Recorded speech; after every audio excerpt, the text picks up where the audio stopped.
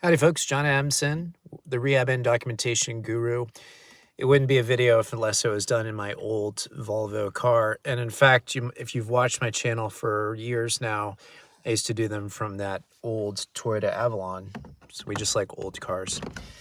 So I have a family member, close family member, who is currently experiencing problems with a recent neck surgery and problems with peripheral nerve issues. So one of the things I used to do back in the day for a number of years was I was a modalities trainer for a large rehab organization. And I have a little story to tell related to that.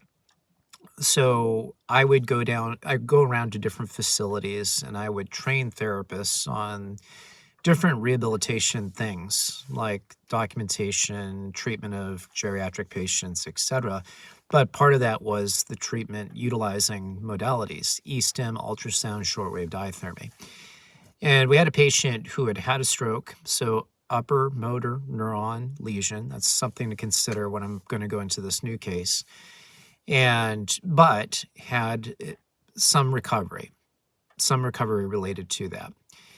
And what was clear was, like a lot of stroke patients, unfortunately, this patient had rotator cuff weakness, and that was causing a obvious subluxation of the glenohumeral joint.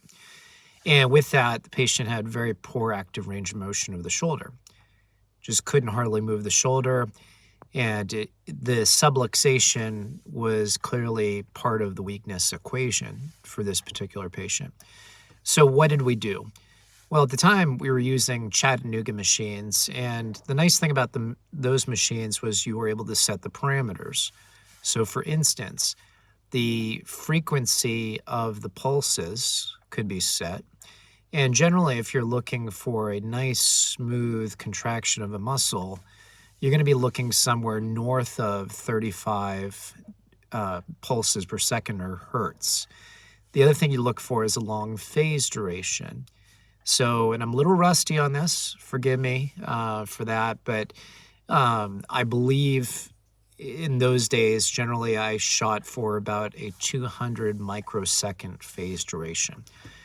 So those two things coupled together would produce a fairly smooth and full muscle-bodied contraction. Okay, so that was the basis of what's going on, that I would do the setup for this patient with a subluxation. So what did we do from a setup perspective?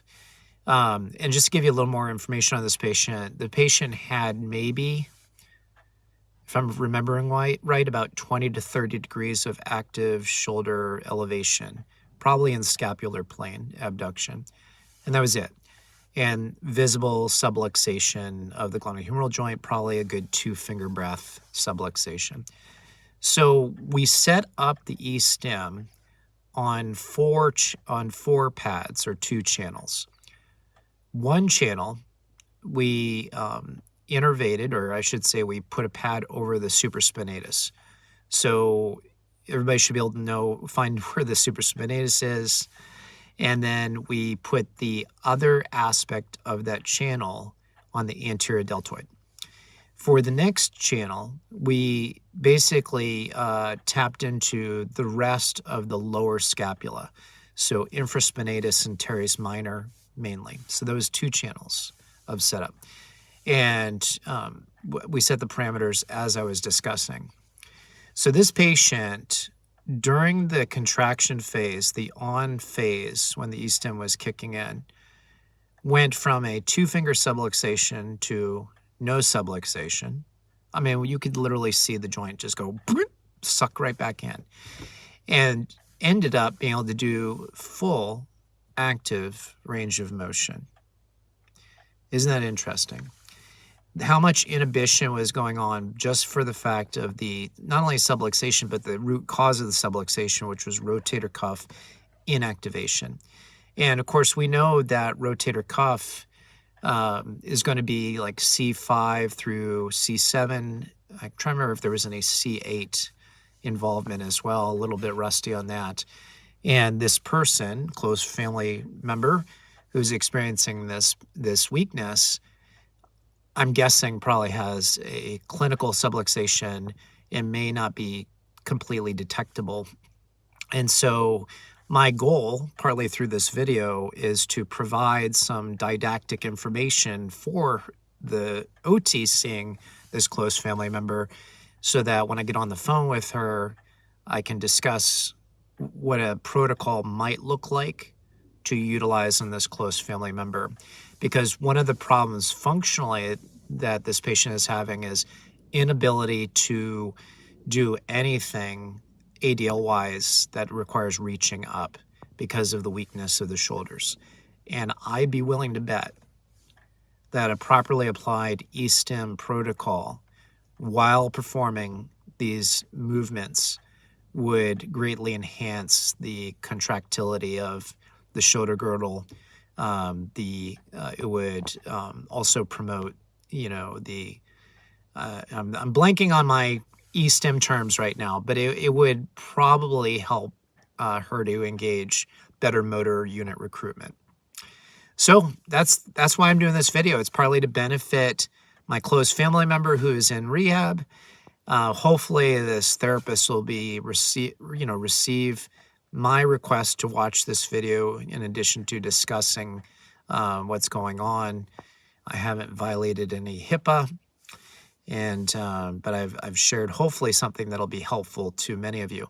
I do want to go into, so if you've watched up to here and you've gotten what you need, you can sign off. But one thing that can be helpful for those of you that have patients and you've got a patient with an upper motor neuron lesion, when will E-stim be effective? Well, generally, and this is a general principle of rehabilitation, if they can generate at least 50% motor recruitment, then E-stim may be highly effective. Even if they have less, I mean, on this patient with the subluxation, she probably had significantly less than 50%. So if you can stimulate the muscle of a patient with E-stim with an upper motor neuron lesion, you may have the possibility of retraining that person to fire that motor unit. So what about lower motor neuron lesions? Well, with lower motor neuron, it's going to be extremely difficult. Especially if it's a complete lower motor neuron damage, you're not going to be able to use effectively E-stim, because when it comes to what are you causing to fire when you're doing E-stim, it is going to be the nerve motor unit that specifically is responding to the E-stim through the type of current you're introducing to the tissue. The only type of current that a muscle belly will directly fire under is going to be DC current. And if you've ever worked with DC current in patients, you will know it's incredibly uncomfortable. It is potentially noxious to the skin and underlying tissues, and is not effective for getting functional strength back, functional firing of the motor unit in general. That's why you might remember Christopher Reeve, otherwise known as the Superman, although, I do like Henry Cavill, but Christopher Reeve kind of set the mark in that role. When he broke his neck in a horse riding injury, he would go through regular E-stim, and he was using the faradic or DC current E-stim protocols, try to keep his muscle bulk up, hoping that there will be some kind of spinal cord repair technique that would come out so that he could regain his function. Unfortunately, he died never seeing that come to fruition. But anyway, while it might maintain bulk, in this case, it didn't bring back function. And so when you have lower motor neuron lesions, generally E-stim is not going to be efficacious. Although if you have a partial lower motor neuron lesion, you could potentially get those remaining motor neurons. You might give them the capability of recruiting more muscle fibers through just those nerve endings, the dendrites. the word would come to me, forming new connections with other motor units. So that would be, that's a potential application. But when you have a partial, incomplete upper motor neuron lesion, Estim can be highly effective. Anyway, I rambled. Sorry about that. Hope you're having a great day. Take care. God bless.